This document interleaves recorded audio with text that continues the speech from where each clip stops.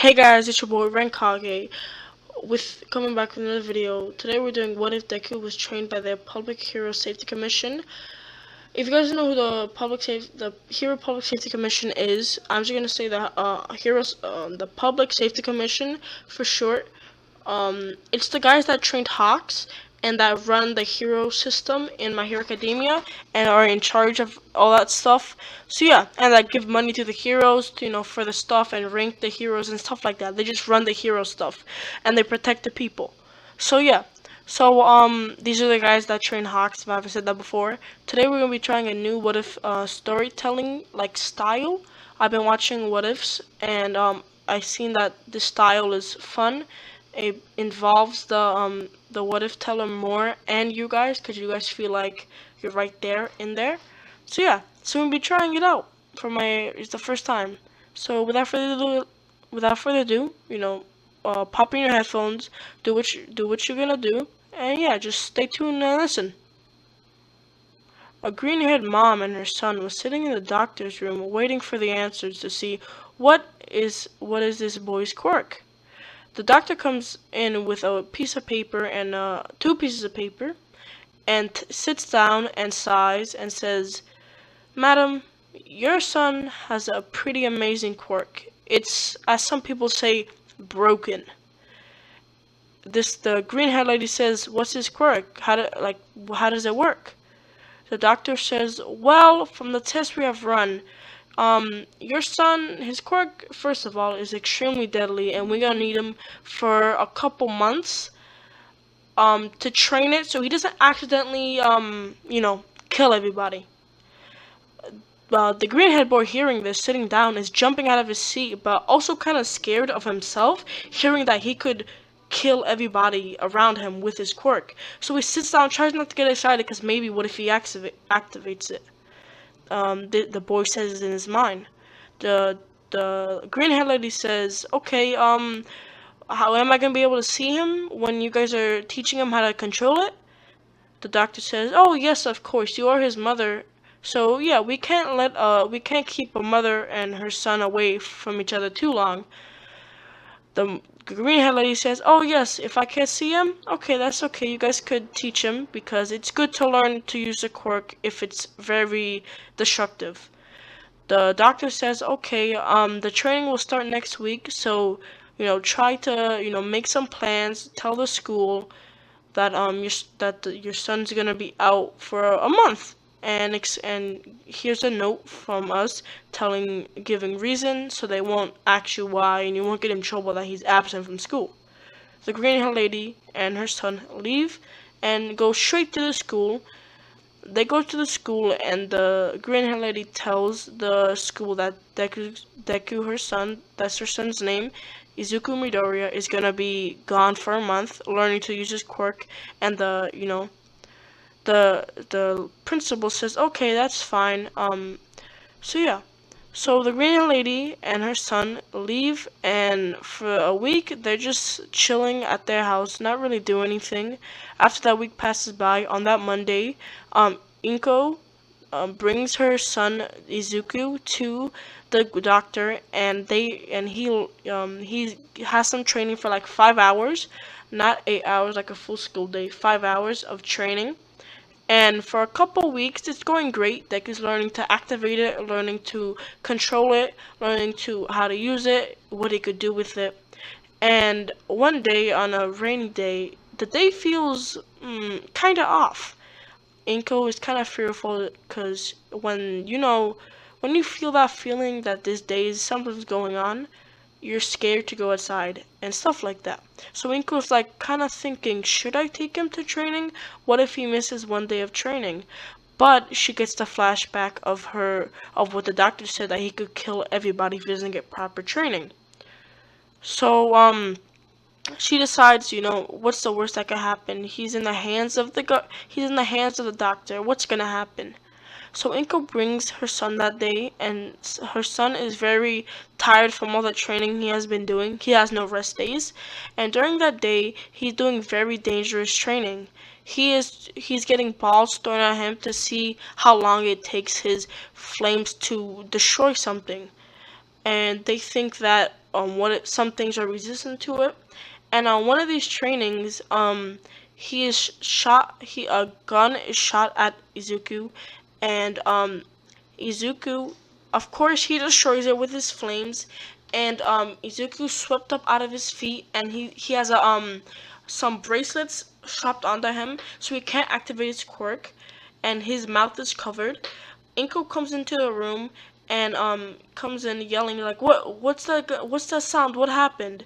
The doctor says, oh no, he didn't get to do it. It should have worked. All this training, he should have been able to destroy the bullet. How did he not destroy it? Inko looks to the left and sees a dead body, a bunch of blood around it, and something that seems to be her son, a small, frail, skinny boy with green, puffy hair, laying there with a bunch of blood around him. Inko falls to her knees and starts bawling her eyes out. The doctor comes in and these cops come in and take him out of the room, and he's arrested for harsh training and killing a child. Inko is she plans a funeral for her son, and yeah. So during that same day, before all this incidents happened, when Izuku was swept off of his feet.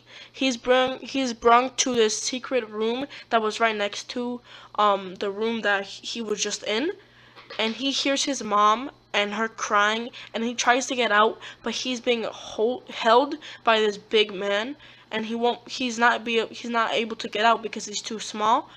So after Inko leaves, Deku is let go, and Deku is mad, and it's like, "What's going on? Where did my mom go? What happened? What's going on?"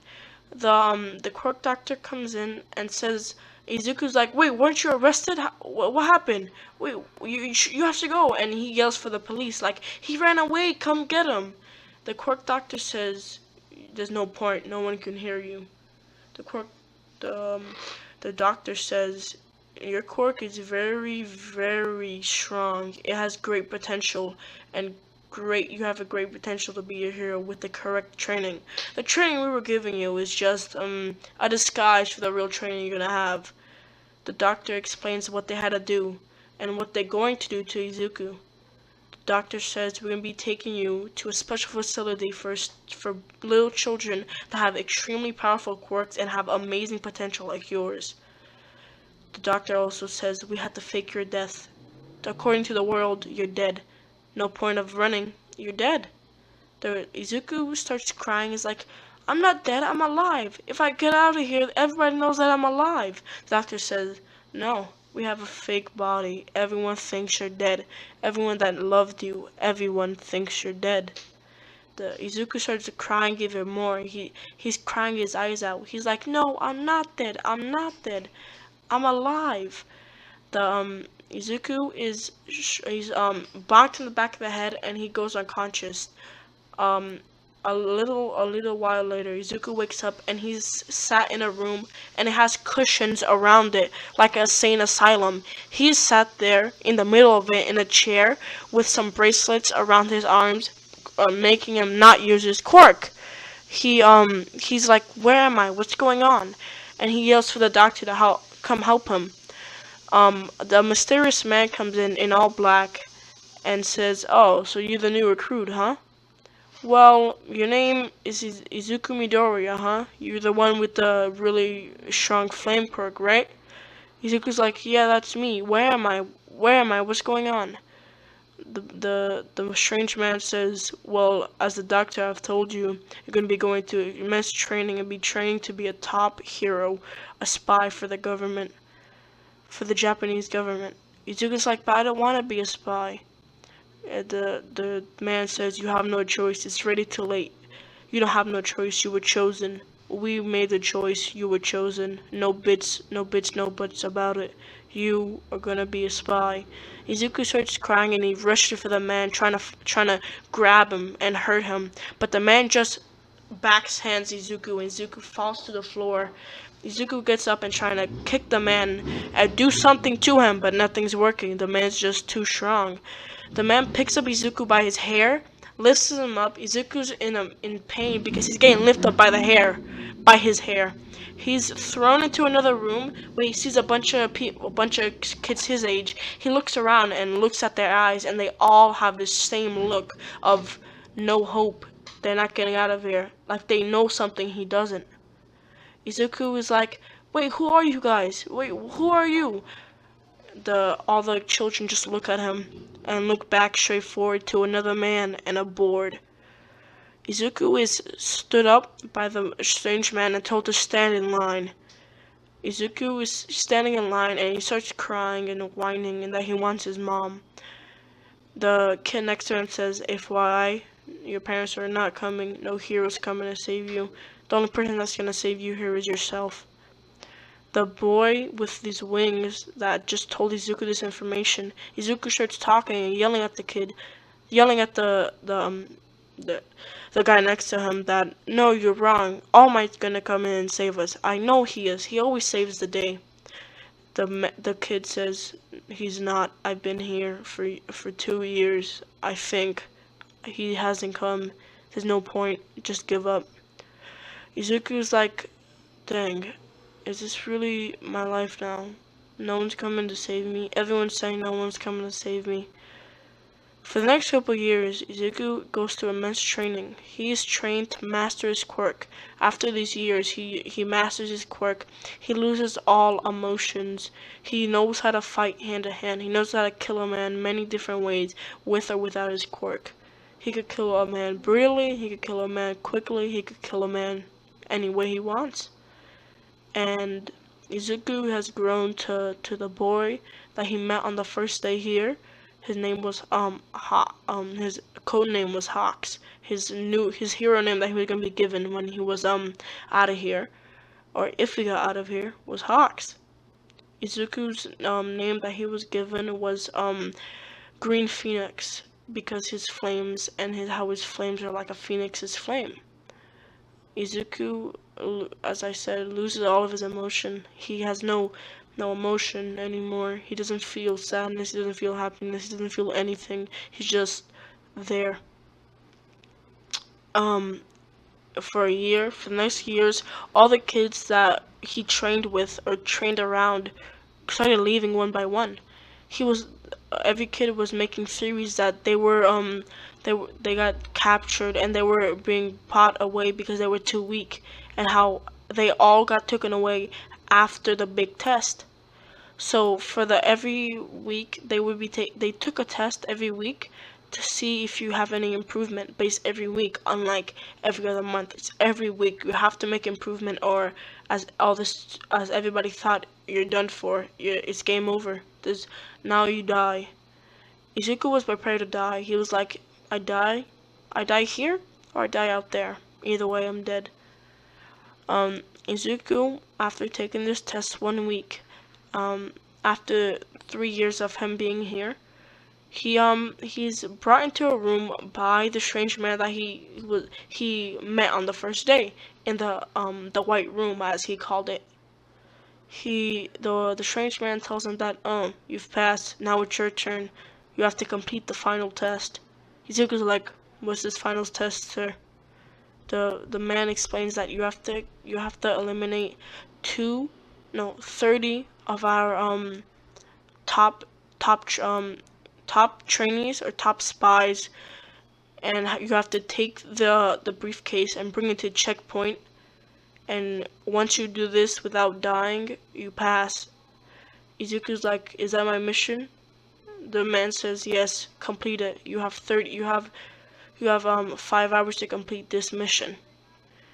Izuku goes into the elevator and he's brought up to this humongous room. It's like this room is built like a city, like a mini city. He knows it's not a real city because he knows he wasn't brought into the real world. He when he walks out of the elevator, he's in the middle of the street. If he got into the real world, he would have been on top of a rooftop. So Izuku walks out of there and he looks around and he sees there's walls, and they were all painted like a sky, but they weren't painted well enough for him to get confused and tricked for it being real sky. Izuku starts walking around and he hears footsteps walking in his directions. Izuku climbs up and he pulls himself up and he kind of like put like he's in the corner of a ceiling, right, or a room, and a man walks past him. Izuku's like, oh, is this one of the spies? He says in his mind. He drops down and snaps the man's neck, because if he lit him on fire, they would have heard crisp, because he's burning, like, when you cook bacon, the sound that happens. If he does that, then it sounds like that because your flesh is burning. It's not like if he touches you, you just burn and turn into ash. You just start burning slowly, and it's immense pain that you feel because his flames are so hot. So yeah, Suzuki snaps his neck, not trying to catch the attention of the other spies that he's supposed to kill. For the next 3 hours, Izuku just goes around and thinking, if I just kill them all, it's gonna be super easy. So he goes off for 3 hours on a rampage, killing the spies, trying to show off to the hero commission what he has, so he could pass and get out of here. He kills them in so many different ways. He would when he went into the test, he had knives with them, and he had a gun with a suppressor on it. So yeah, so he killed a couple of guys with a shot to the head with a suppressor. He snapped some guy's neck. He killed 1 or 2 people with his flames, and he stabbed some people too. So after the 3 hours, he killed the 30 spies. He just walks over to the briefcase that he saw, picks up the briefcase, and walks over to this elevator.